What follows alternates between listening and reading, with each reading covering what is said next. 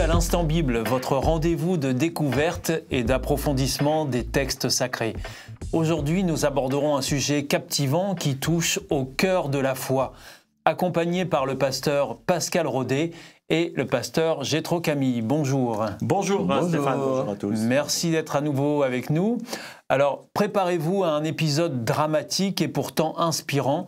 Il s'agira du jugement et de la condamnation de Jésus-Christ. Alors, pasteur Pascal Rodet, pour commencer, est-ce que vous pouvez revenir sur le contexte de ce jugement et de cette condamnation ? Le contexte est relativement simple. Ça fait plusieurs années que la suite du ministère de Jésus, où il y avait quelques activités qu'il avait, il était pointé du doigt par les pharisiens, par une partie de la population juive, qui voulait véritablement éliminer ce trouble fait.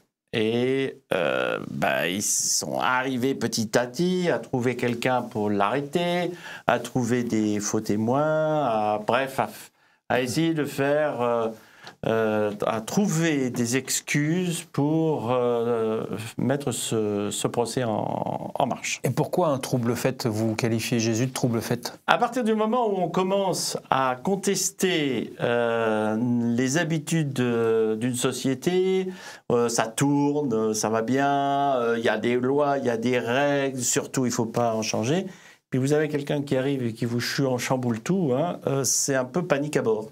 Et là, c'est un trouble fait qu'il faut éliminer parce que la société n'est plus comme une partie des responsables la voyait, bien cadrée, bien mise, et là, ça ne va plus. Et alors, il faut peut-être préciser de quel responsable il s'agit, parce qu'on est dans un contexte politique particulier aussi.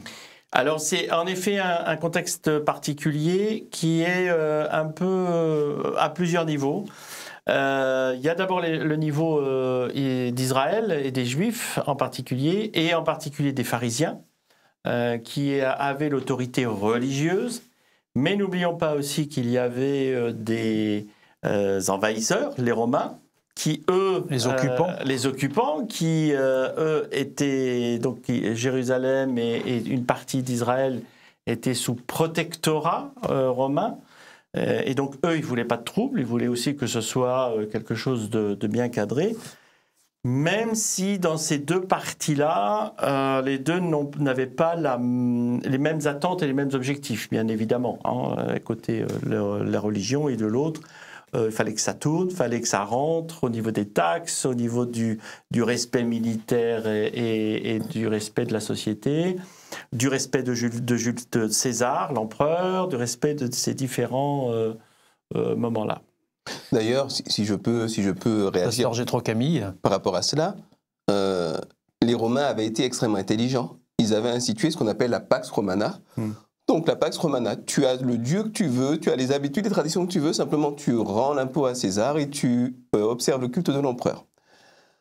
Donc ça c'est une chose. Et puis il faut imaginer, pour aller dans le sens de ce que dit mon ami Pascal Rodet, et dans cette société-là, c'est pas comme maintenant, nous on a la liberté d'expression. Je peux dire à bas le président de la République, ou vive le président de la République, ou à bas le pape, ou vive le pape, tout le monde s'en moque. Ça ne représente rien, mais dans ces sociétés-là, c'est pas du tout comme ça. Il y a vraiment un contexte dans lequel la parole publique est tout à fait susceptible de vous faire littéralement tuer. Et ça peut être très rapide. Dans le cadre de Jésus, ils ont essayé de ruser parce qu'il était très populaire, et sa popularité était un des problèmes, mais il aurait très bien pu se faire lapider très vite. Et alors, qui le condamne, ou alors qui veut le faire condamner? Ce sont les Romains, ou est-ce que ce sont les chefs religieux juifs? Alors, je t'en prie. Alors en premier, je pense qu'il faut voir les chefs religieux, parce que c'est eux qui sont en première ligne sur cette problématique, pour eux en tous les cas, que Jésus a mis sur la table, à savoir les règles que les pharisiens ou les prêtres ont instituées sont un peu remis en question, d'après eux. Et donc là, ça ne va plus. Et c'est plutôt eux qui voient d'un mauvais œil la question de Jésus. Jésus, quelque part, avec les Romains, il n'a jamais déstabilisé un peu la présence ou l'autorité romaine dans ce domaine-là. Pour lui, c'est la partie politique, la partie... c'est pas sa mission. Donc c'est plutôt côté religieux. Et alors, pasteur Jétro Camille, est-ce que vous pouvez nous dire dans quel passage de la Bible on retrouve justement le récit du jugement de Jésus? Eh bien, à plusieurs endroits, puisque les évangiles relatent les mêmes événements, mais selon des angles différents, ce qui est très intéressant d'ailleurs. Mais là, en particulier dans Marc chapitre 15, je voudrais lire un petit passage. Donc, les chefs des prêtres, je suis au verset 1, se réunissent avec les anciens, les maîtres de la loi et tout le tribunal religieux, ce qu'on appelle le Sanhédrin, le tribunal religieux de l'époque, et il l'amène à Pilate. Pourquoi est-ce qu'il l'amène à Pilate? Parce que Pilate est le préfet romain qui détient l'autorité. Ils n'ont pas le droit de mettre Jésus à mort sans l'autorisation de Pilate. Donc il l'amène à Pilate. Et s'ensuit toute une discussion dans laquelle ils ne vont pas tant argumenter que cela, mais ils vont exiger la mise à mort de Jésus. Ils vont les chefs religieux juifs. Absolument. Et c'est ce qu'ils vont demander à Pilate. C'est ce qu'ils vont demander à Pilate. Et il est dit au verset, alors c'est très frappant, parce qu'il est dit au verset 10, Pilate sait très bien que les chefs des prêtres lui ont livré Jésus par jalousie. Autrement dit, Pilate est conscient qu'il n'y a pas une vraie problématique de remise en question de l'autorité romaine, qu'il n'y a pas de remise en question de l'ordre public, mais qu'il y a un problème quelque part de guerre d'influence et de guerre de position. Et donc, il va essayer de s'en sortir, mais quelque part, il va être acculé par la foule manipulée, instrumentalisée par cette autorité religieuse. Donc, je voudrais quand même préciser une petite chose, faire une petite parenthèse, parce que ça a valu beaucoup d'ennuis à nos amis juifs. Ce ne sont pas les juifs qui ont voulu tuer Jésus. Ce sont des chefs religieux juifs, et même pas tous, puisque la Bible parle de certains chefs religieux juifs, comme Nicodème, qui ont suivi Jésus. Donc, contrairement à ce qui a été dit au Moyen-Âge dans un certain christianisme, les Juifs ne sont pas le peuple déicide. Simplement, Jésus était juif lui-même. Les disciples étaient juifs eux-mêmes. Tous les premiers chrétiens étaient juifs. Donc, il ne s'agit pas d'être pour ou contre les Juifs, mais là, en l'occurrence, pourquoi est-ce qu'on parle de judaïsme? Parce que la religion joue un rôle, finalement, dans l'exécution de Jésus. Mais il faut dire aussi que Jésus avait fait des déclarations qui pouvaient chiffonner ou froisser certaines oreilles. Quel type de déclaration avait-il fait? Il y a différentes déclarations qui ont été faites. Je prends par exemple le fait qu'il y a des tas de règles pour le sabbat, ou qu'on ne peut pas faire telle et telle chose pour le sabbat, ou telle et telle activité, où c'était un carcan quand même, qui a été imposé par les chefs religieux. Et puis Jésus... Est-ce qu'il ne s'était pas déclaré roi des Juifs aussi? Alors ça, c'est après. C'est tout ça, c'est le sujet qui va être un moyen et pour les Juifs et pour les Romains de s'appuyer pour condamner Jésus. Et c'est le seul d'ailleurs, soit dit en passant, qui pose problème et qui pourrait poser problème. Mais la jalousie religieuse qu'il y avait à l'époque, c'est un Jésus qui contredit les règles de non, le sabbat c'est aussi pour faire du bien, et pour faire du bien, voilà, je fais un miracle le sabbat pour quelqu'un qui est malade, je lui pardonne ses péchés. C'est déstabilisant pour les pharisiens, c'est ça qui leur pose des problèmes. Mais c'est une popularité qui, pour Jésus, ils ne peuvent plus rien faire à ce niveau-là, donc ils vont l'attaquer sur un autre front. Et en effet, c'est cette question de alors tu dis que tu es le roi des Juifs. Ou fils de Dieu aussi. Enfin, il y a plusieurs déclarations qui ont gêné les religieux en place. Alors, Jétro Camille, vous disiez tout à l'heure que, suivant certaines déclarations publiques qu'on pouvait faire, ça pouvait être très grave. Et là, on est dans ce contexte-là, finalement. Jésus se retrouve face aux déclarations publiques qu'il a pu faire.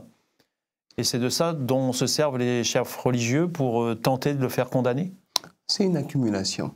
C'est une accumulation de déclarations. Il a beaucoup critiqué les chefs religieux qui instrumentalisaient finalement la religion pour asseoir un pouvoir, une domination complète sur la population, qui étaient souvent hypocrites, qui étaient beaucoup dans l'apparence religieuse, mais qui au fond n'étaient pas tellement convertis ni tellement croyants pour beaucoup d'entre eux. Et puis il a fait des déclarations sur lui-même qui étaient problématiques. Il faut savoir par exemple que jusqu'à maintenant, un juif orthodoxe ne prononce pas le nom de Dieu. Il ne l'écrit pas. Il en parle par allusion. Il parle du Seigneur, etc. Il en parle par allusion. C'est tellement sacré qu'on ne parle pas de Dieu à la légère. Alors quand Jésus dit cette génération ne sera pas passée que vous verrez le Fils de Dieu à la droite, assis à la droite de Dieu, à la droite du Père, pour ces gens-là, c'est catastrophique. Si vous, Stéphane Vincent, vous affirmez une chose pareille, ben on va juste vous sourire gentiment et puis vous encourager à aller voir un médecin, ce ne sera pas très grave. Mais à l'époque, c'était considéré comme un blasphème. Et c'était ce qu'on pouvait imaginer de pire, quasiment. Un blasphème, c'est-à-dire insulter la religion en place, en fait, c'est ça? En vérité, je ne suis pas tout à fait sûr de ce qu'est un blasphème. Pourquoi? Je doute fort que Dieu soit tellement vexé ou tellement impressionné par nos élucubrations et nos propos. Par contre, les religieux, eux, peuvent vivre certains propos comme une offense terrible portée à leur Dieu, ou à leur prophète, ou à leur religion, ou à leur foi.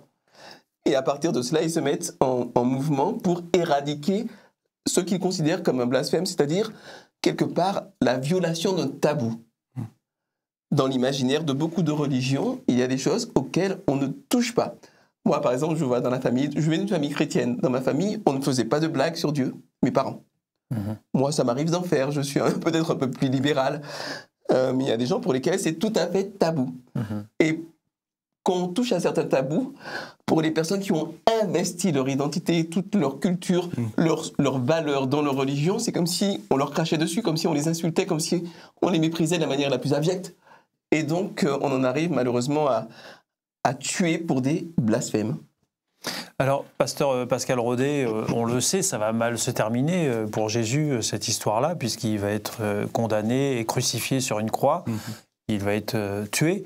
Est-ce qu'on peut considérer que cet échec face auquel nous nous trouvons et la mort de Jésus peut quand même apporter quelque chose aujourd'hui dans notre réflexion? Alors, à l'époque peut-être, et aujourd'hui, est-ce qu'il y a un retentissement à cet échec devant lequel on se trouve? La question va se poser plutôt l'échec pour qui? Oui. Pour Jésus, ça ne l'est pas. C'est pas parce que nous, de l'extérieur, on voit un Jésus qui a, pendant 3 ans et demi, apporté la paix, l'amour, une foi sincère, etc., qu'en le voyant sur la croix, c'est un échec pour lui. Il y a dans le texte biblique et dans les évangiles particulièrement un Jésus qui dit « il faut que je m'en aille, il va y avoir un moment donné où je vais mourir pour vous ». Il y a ce côté où le sacrifice qui est donné ici au travers de la croix est un sacrifice par amour pour chacun d'entre nous. C'est l'exemple qu'il y a eu pendant des centaines d'années dans le sacrifice que les Juifs faisaient au travers d'un animal, où le sang coulait pour le pardon des fautes. Il y a cette image qui est donnée de ce sacrifice d'un Jésus qui est, lui, volontairement disant « Vous tous qui êtes sur la terre, alors que vous êtes dans le péché, je vous purifie au travers de mon sacrifice par amour pour vous. » Et ça, c'est la réalité de cette mort. Ce n'est pas une mort d'une erreur. C'est pas la fin de tout. C'est pas la fin de tout. C'est pas la preuve, c'est que par la suite, il y a la résurrection. Et là, c'est double symbole, c'est-à-dire qu'il y a ce côté où, en deuxième élément, Jésus a vaincu la mort puisqu'il est ressuscité. Et ça, c'est un espoir et un message pour chacun d'entre nous. Donc j'ai envie de dire, tout le long du procès, on a l'impression qu'il y a manipulation, les Juifs, les Romains, il faut qu'ils meurent, la foule, ça s'excite, etc., etc. Enfin, il est mort. Eh bien, vu la situation de la mort dans les évangiles, beaucoup sont en train de dire « Mince, il s'est passé quelque chose là. On l'a tué, mais est-ce que c'est vraiment nous qui avons gagné ou est-ce que c'est lui qui a gagné et nous échoué ?» Je pense que c'est ça tout le message de de la crucifixion. Et alors pour terminer, pasteur Jétro Camille, une dernière question. Est-ce que l'attitude de Jésus face à sa propre mort pourrait être pour nous une source d'inspiration aussi aujourd'hui dans notre quotidien? C'est une source d'inspiration qui est presque hors de portée. Parce que finalement, être en face de sa propre mort, les Écritures rapportent que Jésus, au lieu de vilipender, au lieu d'insulter ceux qui le tuaient, demande pour eux le pardon de Dieu. Quelque part que Dieu les accueille en son sein malgré tout. Ça montre vraiment que c'est quelqu'un qui croyait dans cet idéal de relation sincère, authentique, de rapport d'amour, et qu'il était prêt à aller jusqu'au bout. Pour ça, malgré la souffrance, malgré la haine dont il a été victime, il y a vraiment cru. Donc c'est, je pense, pour chacun, qu'on croit en Dieu ou pas, qu'on pense que Jésus soit ressuscité ou pas, cet exemple-là, c'est quand même un exemple qui inspire à mettre en haut de sa pyramide de valeurs ce qui est le plus noble, ce qui est le plus beau, l'amour dans les relations humaines. Nos échanges d'aujourd'hui, durant cette émission, nous rappellent que les messages de la Bible sont toujours actuels et pertinents pour notre vie quotidienne.